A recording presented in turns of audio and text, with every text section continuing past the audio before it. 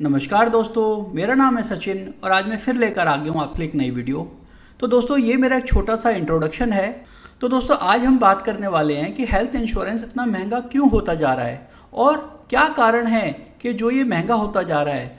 बहुत ज़्यादा रेट बढ़ने से लोग क्या करते हैं कि वो दूसरी कंपनीज की तरफ मूव करते हैं, अपनी पॉलिसी पोर्टेबिलिटी कराते हैं। पर जब वो पोर्टेबिलिटी कराते हैं तो देखते हैं कि 1 साल के बाद या कुछ टाइम के बाद वहाँ पर भी रेट बढ़ गए हैं। तो दोस्तों ऐसा क्यों हो रहा है? क्या हमें पॉलिसी सिर्फ रेट्स की वजह से पोर्ट करानी चाहिए या नहीं करानी चाहिए, ये भी जो है इस रेट्स की वजह से जो है बहुत बड़ा एक सवाल बन गया है। क्योंकि लोग चाहते हैं कि उनको सस्ते से सस्ती कॉस्टिंग के अंदर एक अच्छी पॉलिसी मिल जाए, इसीलिए वो जो है वेबसाइट पे सर्च करते रहते हैं, इधर सर्च करते रहते हैं, लेकिन वो अच्छे से कारण नहीं जान पाते हैं कि हेल्थ इंश्योरेंस क्यों महंगा हो रहा है। तो आइए दोस्तों इसी के बारे में आज चर्चा करते हैं कि हेल्थ इंश्योरेंस क्यों महंगा हो रहा है। तो दोस्तों सबसे बड़ा जो मेजर फैक्टर होता है वो होता है एज बैंड। आप देखेंगे जैसे जैसे शरीर हमारा बूढ़ा होता जाता है वैसे वैसे हमारा प्रीमियम जो है बढ़ता जाता है। अगर हम यहाँ पर 18 से 35 साल की एज के लोगों के लिए बात करें तो यहाँ पर 11,428 रुपये का प्रीमियम आता है।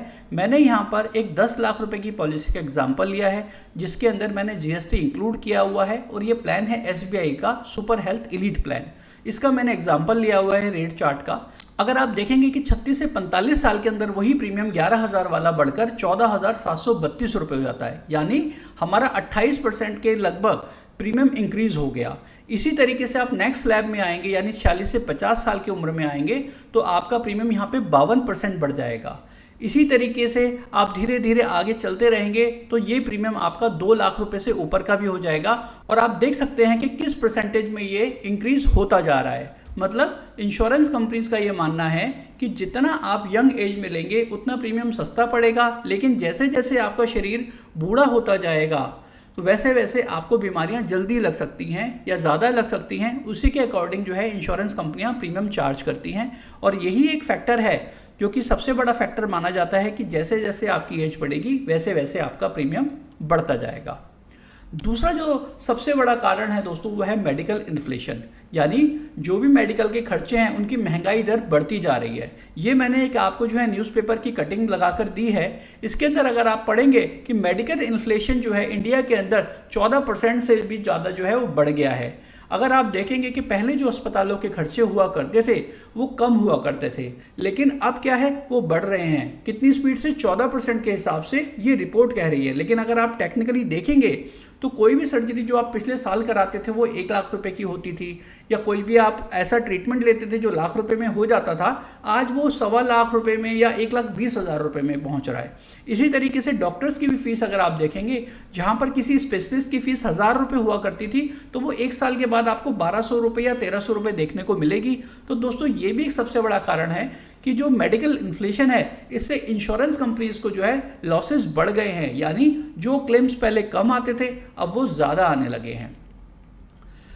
एक दूसरा जो दोस्तों सबसे बड़ा कारण है वो आज की डेट में जिससे इंश्योरेंस कंपनियां बहुत ज़्यादा परेशान हैं वो है फ्रॉड क्लेम्स। मतलब अगर बहुत लोग ऐसा भी मार्केट में मिसयूज़ करते हैं इंश्योरेंस पॉलिसीज़ का कि वो अपनी जगह किसी और को भर्ती करवा देते हैं या फिर कुछ फेक डॉक्यूमेंट्स बना के जो है क्लेम लिए जाते हैं। यहाँ पर मैंने आपको एक एग्जांपल दिए हैं जो कि रिसेंट जो है इकोनॉमिक टाइम में और एक जो है अपना इंडियन एक्सप्रेस के अंदर रिपोर्ट प्रिंट हुई थी। अगर आप देखेंगे जो पहली रिपोर्ट है यहाँ पे टीपीए के साथ सांठ-गांठ करके जो है बहुत सारे लोगों ने इंश्योरेंस कंपनीज को 32 लाख रुपए का जो है लॉस दिया है। मतलब उन्होंने बहुत सारे फेक क्लेम डॉक्यूमेंट्स बनाए, जो इंसान भर्ती भी नहीं था ऐसे पेपर बनाए, या इलाज नहीं दिया गया है उनको, ऐसे पेपर बनाकर जो है उन्होंने इंश्योरेंस कंपनी से क्लेम लिए। तो इससे इंश्योरेंस कंपनीज को बहुत ज़्यादा लॉसेज आता है। वहीं हम अगर दूसरी तरफ देखें तो बहुत सारे ऐसे अस्पताल हैं जो कि ओवर बिलिंग कर रहे हैं, या फिर ऐसे मरीज भर्ती नहीं है जिनको इलाज दिया जा रहा है और उनके नाम पे पॉलिसी कराकर बिल जो है इंश्योरेंस कंपनी से कैशलेस लिए जा रहे हैं। इसी वजह से जो है बहुत सारी इंश्योरेंस कंपनियां टाइम टाइम पर कुछ हॉस्पिटल को ब्लैकलिस्ट करती हैं कि हम इन हॉस्पिटल में ना आपको कैशलेस क्लेम देंगे ना ही हम आपको रिम्बर्समेंट का कोई क्लेम देंगे। आप देख सकते हैं ये दूसरी कटिंग मैंने लगाई है यहाँ पे कि स्टार हेल्थ इंश्योरेंस जो ने बहुत सारे जो अहमदाबाद के हॉस्पिटल्स हैं उनको यहाँ पर नोटिस सर्व किया है कि जिसमें उनसे बहुत ज़्यादा क्लेम्स की डिमांड की जा रही थी। तो दोस्तों इसकी वजह से जो है इंश्योरेंस कंपनीज के लॉसेस काफ़ी ज़्यादा बढ़ जाते हैं। और देखिए इंश्योरेंस कंपनी जो अपने लॉसेस है उसको रिकवर करने के लिए प्रीमियम को इंक्रीज करती है। दोस्तों मॉरल हजार्ड के बारे में बात करते हैं। ये एक नैतिक जोखिम होता है। ये दो तरीके का हो सकता है, एक डिमांड साइड से, एक सप्लाई साइड से। तो सबसे पहले हम बात करते हैं डिमांड साइड से। दोस्तों क्या होता है कि मान लीजिए किसी एक एक्स पर्सन ने कोई पॉलिसी परचेज की हुई है और मान लीजिए उसको वायरल फीवर हो गया है जिसको पता है कि वो 4 से 6 दिन में ठीक हो सकता है, या मान लीजिए डायरिया हो गया है जहां उसको लूज मोशन है, तो उनको भी पता है कि वो ठीक हो सकते हैं घर पे ही ट्रीटमेंट लेके या ओपीडी में इलाज करा के। बट उन्होंने इंश्योरेंस पॉलिसी खरीदी हुई है, तो वो लोग क्या करते हैं कि वो हॉस्पिटल में जाके एडमिट हो जाते हैं। वहां पर क्या होता है कि जो खर्चा कुछ हज़ारों में हो सकता था वो बिल जो है हॉस्पिटल्स के लाखों में पहुंच जाते हैं, जबकि वो चीज़ें सारी घर पर रहकर मैनेज की जा सकती थी। तो बहुत सारे ऐसे लोग हैं, उनको लगता है कि हमने इंश्योरेंस पॉलिसी ली है तो हम अब शहर के बड़े अस्पताल में जाके छोटी से छोटी बीमारी का इलाज भी जो है भर्ती होकर करा लेंगे। इसी तरीके से दोस्तों एक सप्लाई साइड का भी मॉरल हजार्ड होता है कि बहुत सारे हॉस्पिटल ऐसी प्रैक्टिस करते हैं कि उनको पता है कि मरीज एक अच्छी इंश्योरेंस पॉलिसी लेके आया है जिसका सम इंश्योर्ड काफ़ी ज़्यादा है, तो हम उस ट्रीटमेंट के दौरान उसको कुछ अननेसेसरी ट्रीटमेंट भी दे जा सकते हैं। जैसे कि कुछ टेस्ट हो गए, जैसे कि मान लीजिए किसी को पेट में दर्द है तो हो सकता है उसका सीटी स्कैन करा दिया जाए या एमआरआई करा दिया जाए। हो सकता है ये टेस्ट जो थे एमआरआई सीटी स्कैन वो रेलेवेंट ना हो सकता है कोई ऐसे भी जो है खर्चे कर दिए जाते हैं जिसका उस बीमारी से संबंध नहीं होता। तो कई सारे हॉस्पिटल ऐसे इन्वॉल्व हैं, उनको लगता है कि इंश्योरेंस कंपनी जो है वो सारे बिल जो है पास कर देगी। तो दोस्तों क्या होता है कि ये जो खर्चे होते हैं वो सारे जो हैं एक इंश्योरेंस कंपनी को लॉस क्रिएट करते हैं, और इसी वजह से जो इंश्योरेंस कंपनी है वो अपने प्रीमियम बढ़ाती है क्योंकि उनको लॉसेज आ रहे हैं। दोस्तों आगे बढ़ते हैं, बात करते हैं कुछ रेगुलेटर गाइडलाइंस की। दोस्तों हमारा जो रेगुलेटर है इंडिया के अंदर वो है IRDAI। तो इसके अंदर क्या होता है, रेगुलेटर भी टाइम टू टाइम कुछ चेंजेस लेके आते हैं जो लोगों के लिए अच्छे होते हैं, लेकिन साथ साथ इंश्योरेंस कंपनीज को जो है वो एक कॉस्ट इम्पैक्ट करते हैं। तो इस वजह से भी जो है इंश्योरेंस कंपनीज अपनी कॉस्ट को इंक्रीज करती हैं। जैसे कि अभी मैं कुछ रीसेंट एग्जांपल्स आपको बताता हूं कि IRDAI ने बोला है कि अब कोई भी एंट्री एज है उसके अंदर आपको इंश्योरेंस पॉलिसी देनी पड़ेगी, क्योंकि बहुत सारी ऐसी इंश्योरेंस पॉलिसीज थी कंपनीज के पास जिनके पे जहां पर 65 साल की एज की लिमिट थी, लेकिन अब IRDAI ने बोला है कि नहीं, आपको किसी भी एज में अब पॉलिसी जो है एक इंश्योर्ड को देनी ही देनी है। आप एज की वजह से उनको रोक नहीं सकते हैं। एक नई, आपने सुना भी होगा इसके बारे में, एक नई सर्विस आई है कैशलेस एनीवेयर। IRDAI ने बोला है कि अब आपको जरूरी नहीं है कि नेटवर्क वाले अस्पतालों के अंदर ही कैशलेस देना है। अगर कोई अस्पताल जहां पे 15 से 20 बेड है या उससे ज़्यादा है और वो किसी के नेटवर्क में नहीं आता है, तो आपको वहां पर नेटवर्क की फैसिलिटी देनी है, यानी वहां पे कैशलेस ही देना है। तो इससे भी इंश्योरेंस कंपनीज की कॉस्टिंग बढ़ जाती है, तो वहां पर भी इंश्योरेंस कंपनीज को लॉसेज आते हैं, तो फिर वो अपना प्रीमियम इंक्रीज करते हैं। इसी तरीके से एक अभी टैट आया है कि फास्टर क्लेम क्लियरेंस टाइमलाइंस, कि जो पहले इंश्योरेंस कंपनी 4 घंटे 5 घंटे के अंदर क्लेम सेटल करती थी या उससे ज़्यादा भी कुछ कंपनियां टाइम लगाती थी, तो अब IRDAI ने बोला है कि आपको 3 घंटे के अंदर अंदर जो है जो भी कैशलेस क्लेम है वो सेटल करने ही है। तो इसलिए अब इंश्योरेंस कंपनीज को क्या होगा, ज़्यादा मैन पावर रखनी पड़ेगी, ज़्यादा एम्प्लॉयज़ रखने पड़ेंगे, तो उससे भी इंश्योरेंस कंपनीज की कॉस्टिंग बढ़ जाएगी।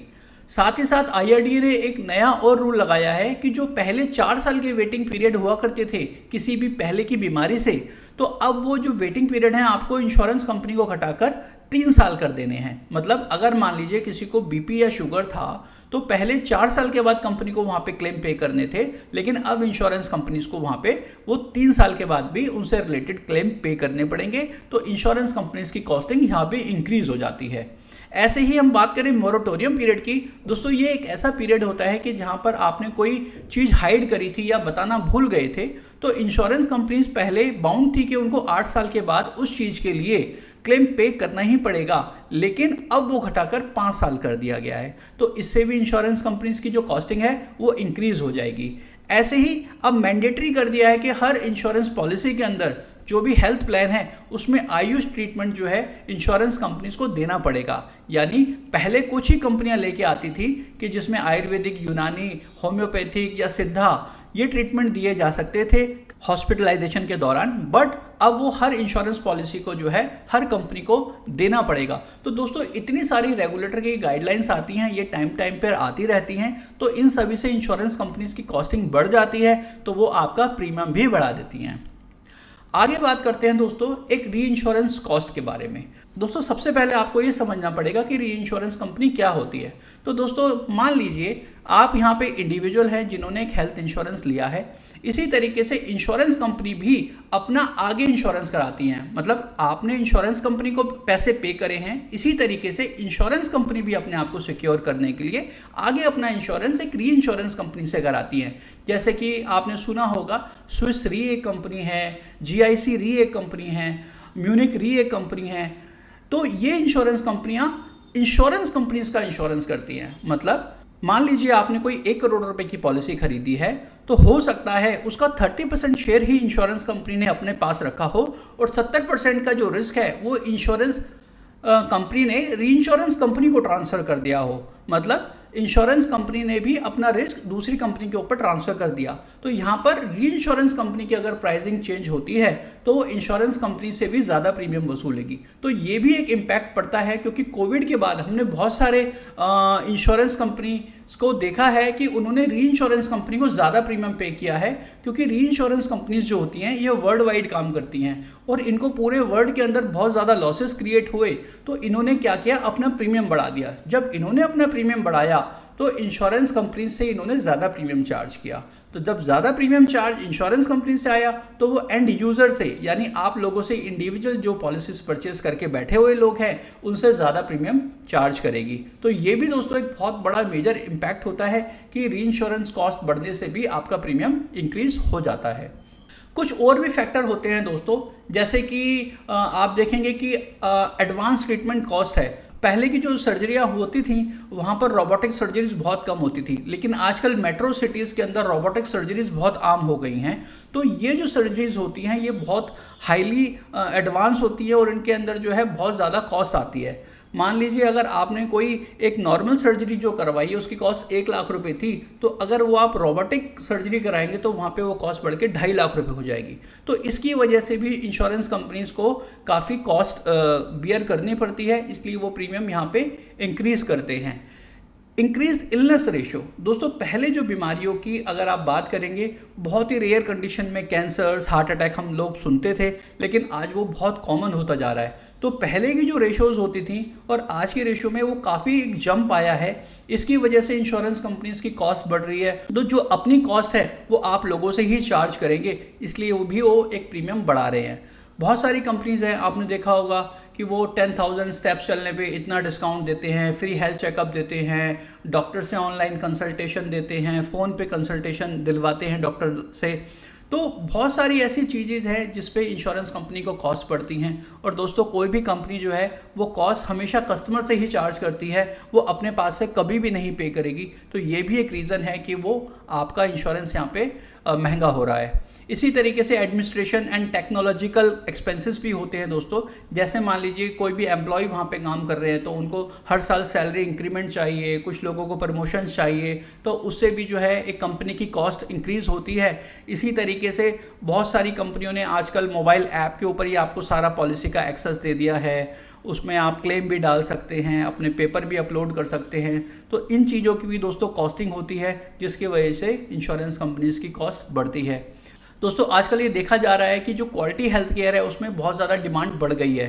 मतलब अगर मैं कहूँ कि किसी के पास हेल्थ इंश्योरेंस है तो अपने यहाँ पर जो भी शहर में टॉप 3, टॉप 5 या टॉप 10 हॉस्पिटल्स हैं वो वहीं पर जाने की कोशिश करेंगे कि हमें क्वालिटी हेल्थ केयर चाहिए, हमें अच्छा ट्रीटमेंट चाहिए, हमें अच्छे डॉक्टर्स चाहिए जो हमें केयर कर सकें अच्छे से, स्पेशलिस्ट हमें अच्छे चाहिए। तो दोस्तों जहाँ पर ये डिमांड बढ़ेगी तो वहाँ पे कंपनी के एक्सपेंसेस भी बढ़ेंगे, उनके जो क्लेम्स का बुक है, जो क्लेम का साइज़ है वो भी काफ़ी यहाँ पे इंक्रीज़ हो जाएगा। तो दोस्तों जितने भी ये फैक्टर्स मैंने आपको अभी तक बताए हैं, ये सारे फैक्टर मिलके जो है आपके प्रीमियम को इंक्रीज़ करते हैं। और दोस्तों ये धीरे धीरे प्रीमियम जो है वो इंक्रीज़ ही होगा, सस्ता नहीं होगा। बहुत लोग सोचते हैं कि हम पोर्टेबिलिटी करा के अपनी पॉलिसी को सस्ता कर लेंगे, तो दोस्तों ऐसा नहीं है। हर इंश्योरेंस कंपनी की अपनी कॉस्ट है, कोई भी इंश्योरेंस कंपनी लॉसेज में नहीं बियर कर सकती और ना ही वो चल सकती लंबे टाइम तक। तो इसलिए इंश्योरेंस के प्रीमियम इंक्रीज़ होंगे ही होंगे। अगर आपकी कोई भी राय है तो मुझे कमेंट में ज़रूर बताइए। अगर ये वीडियो अच्छी लगी है तो अपने दोस्तों के साथ, अपने रिलेटिव्स के साथ ज़रूर शेयर कीजिए, ताकि उनको भी पता चल जाए कि वो हेल्थ इंश्योरेंस क्यों इतना महंगा होता जा रहा है। और दोस्तों, सबसे लास्ट में, अगर ये वीडियो आपको अच्छी लगी है तो मेरे चैनल को सब्सक्राइब करें और वीडियो को लाइक करें। मेरा नाम है सचिन वर्मा। मिलता हूँ मैं आपसे अगली वीडियो में। इस वीडियो को देखने के लिए आपका बहुत बहुत धन्यवाद।